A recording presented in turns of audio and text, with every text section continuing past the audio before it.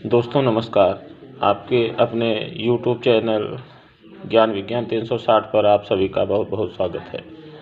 आज के इस वीडियो में हम कोशिका तथा उसके प्रकार के बारे में बात करेंगे। सबसे पहले कोशिका की परिभाषा। कोशिका जिसको सेल कहते हैं अंग्रेजी में। A cell is the structural and functional unit of living beings. A cell is the structural and functional unit of living beings। या हम इसको इस तरीके से भी कह सकते हैं, A cell is the living workshop of living being। मतलब कोशिका एक संरचनात्मक तथा कार्यात्मक इकाई होती है और कोशिका एक कारखाना होती है। अब हम बात करते हैं कोशिकाओं के प्रकार की। तो कोशिकाएं मुख्य रूप से दो प्रकार की होती हैं। एक तो प्रोकैरियोटिक कोशिका, जिसे पूर्व केंद्रीय कोशिका भी कहा जाता है। दूसरी होती है यूकैरियोटिक कोशिका, जिसे सुकेंद्रीय कोशिका भी कहा जाता है। अब हम बात करेंगे इनके अंतर पर। प्रोकैरियोटिक कोशिका यानी पूर्व केंद्रीय कोशिका एक छोटी कोशिका होती है। पूर्व केंद्रीय कोशिका एक अविकसित केंद्रक वाली कोशिका होती है।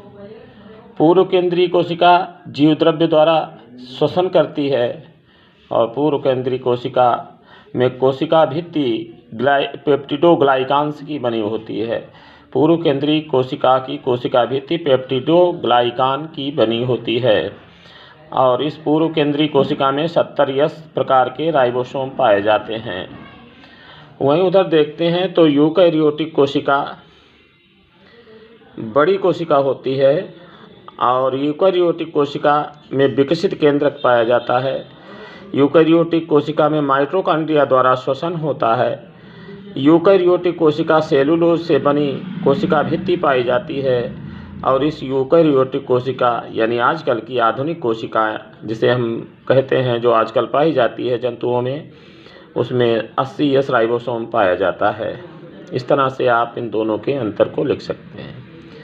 फिर पूछा जाता है इन दोनों में समानता क्या है। प्रोकैरियोटिक तथा यूकैरियोटिक दोनों कोशिकाओं में समानता निम्नलिखित है। नंबर 1, दोनों कोशिकाओं में कोशिका भित्ति पाई जाती है।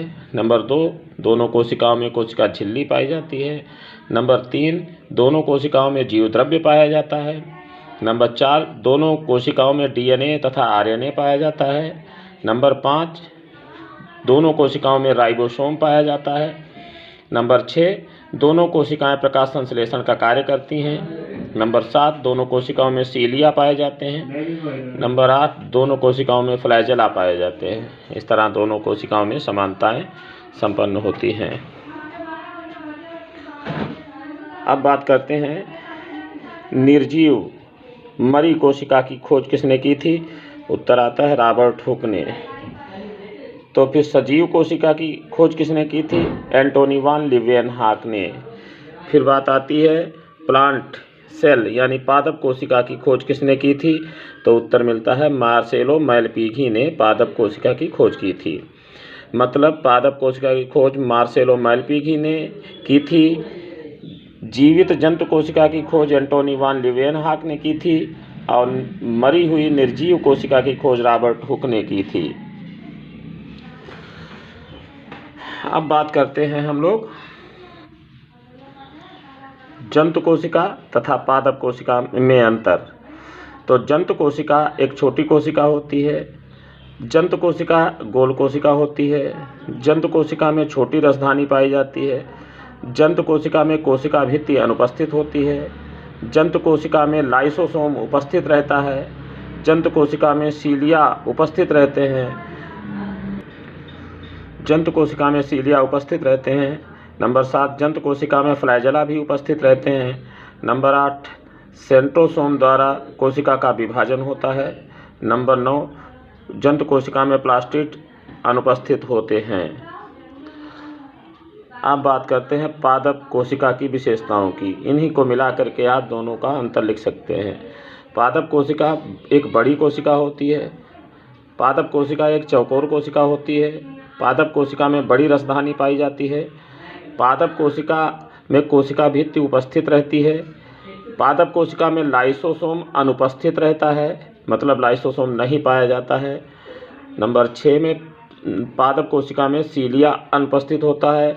नंबर 7 पादप कोशिका में फ्लैजेला अनुपस्थित होता है। नंबर 8 पादप कोशिका में कोशिका विभाजन सेल प्लेट द्वारा होता है।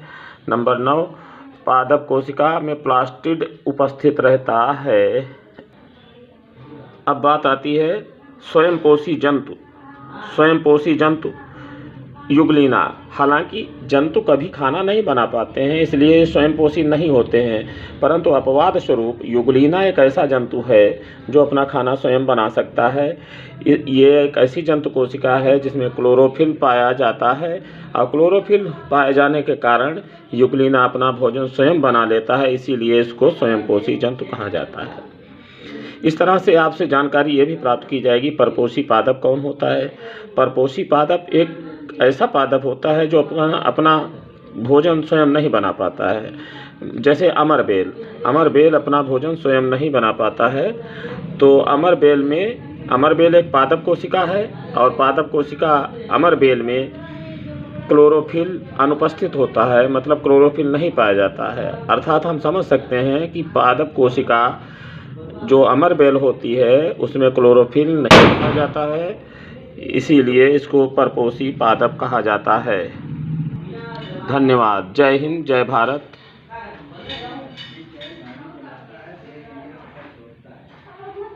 जय हिंद, जय भारत।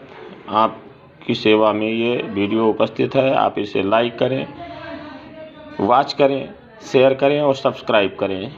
धन्यवाद।